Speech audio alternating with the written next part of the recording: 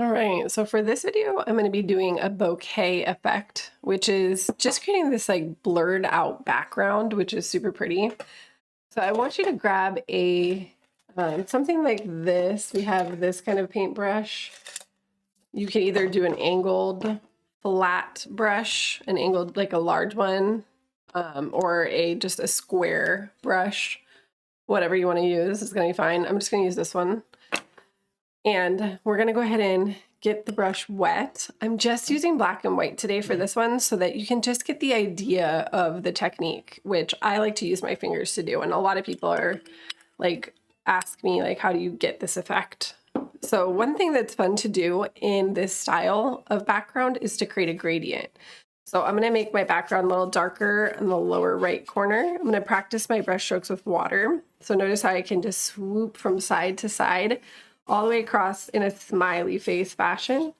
And I'm just gonna go all the way like that up until I get to the upper left-hand corner. So I'm in the lower right, that's where we want it darker. And then we're gonna get a little lighter as we come to the upper left. So I have a little bit of moisture on there, which is just gonna help with the gradient.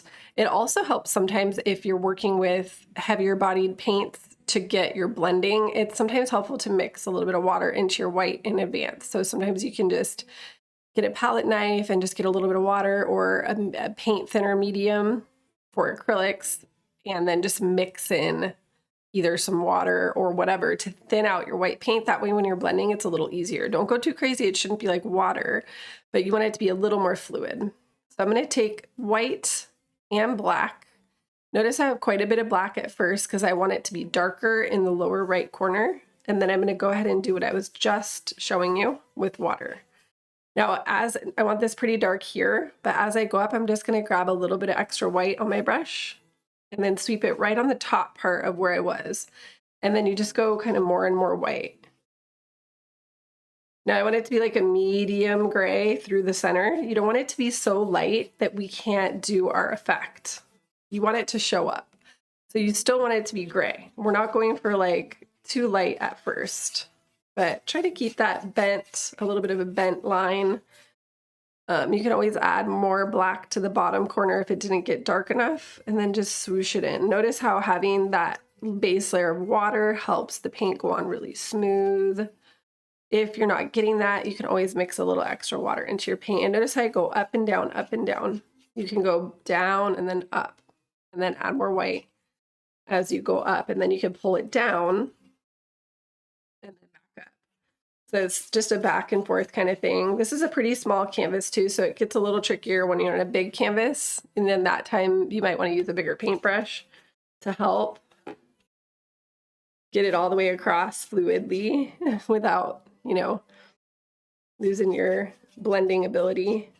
But this is really fun. Notice how I can go down, kind of smooth it out, and then I can go back up. And this just ensures that your paint looks kind of smooth as you pull through. And it doesn't have to be perfect. Now, as I get to the upper left-hand corner, I want it to be pretty light. So it's pretty light up there. It's like pure white, but it's much lighter than here. Usually your darkest here, lightest up here in the upper left. And then I'm just going to smooth it out a little bit while it's still wet. Now, another thing about this style is it's a lot easier to do while your canvas is a little bit wet. Now, if it's not a little bit wet, you could still do it, but I suggest wetting whatever paint you're going to be layering on top so that that paint that you're layering isn't too thick. I'm making this a little darker down here, adding a little more black. I really want it dark in the bottom corner. Okay, now I'm done with that brush. And from here on out, we're just going to be using finger paint. I'm using my fingers. Now, if you want, you can also use something like a round brush, like this sort of thing, or just a round brush, or even a filbert, just a rounded top brush. But I find that it's just so much easier to do with the fingers and the canvas still being a little bit wet. Then what I would do is just take a little bit of white on my finger, just dip it in a clean finger here, and then you're going to find a spot where you want to do your effect. Make a dab. I usually dab with my finger that has the paint on it, And then I'll take another finger that has no paint and then use that to spread it around. So we go like this, and notice how it's blending into the background. It's not super harsh because it's still wet. Now, the more paint you use, the bigger you can spiral out. I'm just starting in the middle and then moving my finger and spiraling out until it blurs. And then you want to get different sizes. So some can be bigger, some can be smaller. And it just depends on how much paint you start with. So if I start with just a tiny dab, my end effect is going to be smaller. And then if your finger starts to get too much gray on it, notice how my finger is picking up the paint. You're just going to wipe your finger off. So use a rag or whatever. I'm just using my apron. That way you're not losing your ability to get the paint brighter. And you can always layer. So if I wanted one of these things to look a little brighter, I could wait for it to dry a little bit and come back in and layer and make it look brighter. And I'll show you how we can do that too, because your first layer, you want it to be done while the background's wet so that it looks really subtle. And then as we go into our second layer of this effect, we want it to be dry. That way, those dots and those little orbs that we're going to create on the second time is going to be brighter because the background's dry, so the white will be able to get much, much brighter. So don't forget, just wipe your fingers as you go, because it's going to pick up some of that background color on there. Make some bigger by adding more white to begin with and spreading it out further, and then make some smaller by starting with a smaller amount of paint and then not spreading it out as far. So you're going to be able to get a large variety of sizes, at least 3. I always say 3 is always your magic number in painting. You want to have at least 3 different sizes. And we're just working with black and white today so that you can practice the technique without worrying too much about color mixing, because that's a whole different thing. And that could be really intimidating sometimes. So using the black and white just gives you the idea of getting different values, understanding the technique and what you're trying to achieve with it without getting too worried about colors. But even though this is a really fun to do with different colors. Super fun.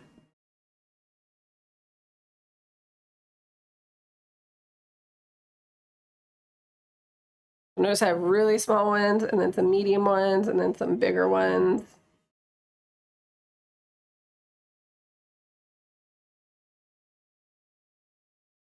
And you want to layer some on top of each other. This is such a relaxing technique.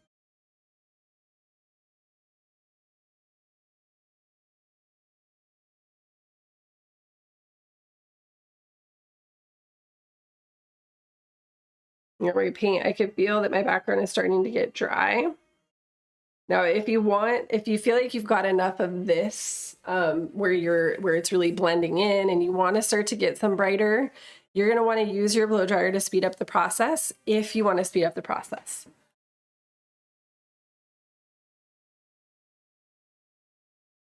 So I hit it with the blow dryer a little bit. Make sure your fingers are clean or dry. And then you're doing the same thing, but on top of that drier canvas.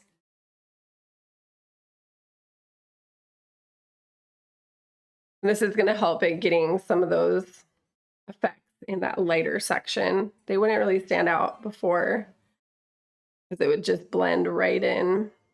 But now they're going to stand out a little bit more because you're starting with layering on that drier paint. And then I'm going to layer on top of the other color, the other layer. So see how I can go make a new one on top of other ones, like off to the side a little bit or whatever. This just will create some more interest. It's really fun. But notice how much brighter it gets once you remove the wetness of the background, which really helps with softening and blending. So if you liked the look of that better, then you could always, you know, keep that in mind every time you do it. You know, make sure to get all your really subtle blending before the canvas gets dry, because it becomes a little bit harder to do that. Or you can add more water to this. So even if I were to just dip my finger in the water and then mix that into my white, it's going to make that more transparent and it will make it a little more subtle. So that's another thing to play with if you're getting too, if it's too thick and not subtle enough. It should blur around the edges. And if you're not getting that, use some water, you know, do what you got to do. It's going to be a little different for everyone. But yeah, I use the water to make it more subtle if my white is too thick, especially. So you got to be careful about that. Just mix a little bit of water into your paint. And you can even just take your finger and like stamp to make one that's kind of small, but maybe a little bolder. So, you know, you can play around with what different sizes and different ways of getting it on there.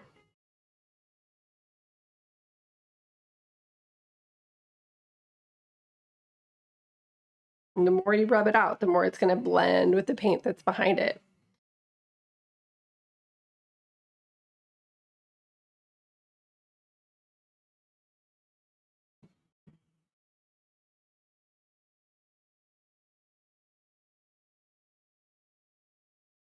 And I really like enjoy this, so I can go on with it for a while, but you know, you're going to have to determine when is enough for you and whatever you're trying to create. So it depends on what's in the background, how simple, or what you're going to be putting in the focal. So this creates a bokeh effect, which is going to blur out the background, which is going to enhance your focal point, whatever that is.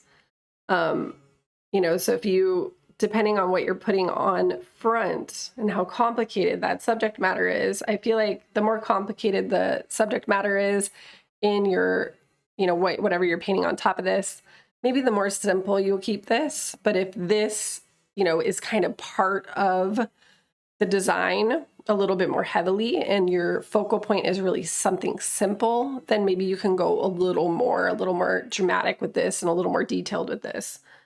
So you just have to decide based on what you're trying to, you know, create. You want to make sure you have different sizes. Notice I'm getting some really small ones by just stamping my finger lightly. I'm not even rubbing these out, but I don't have a lot of paint on. It's just barely any.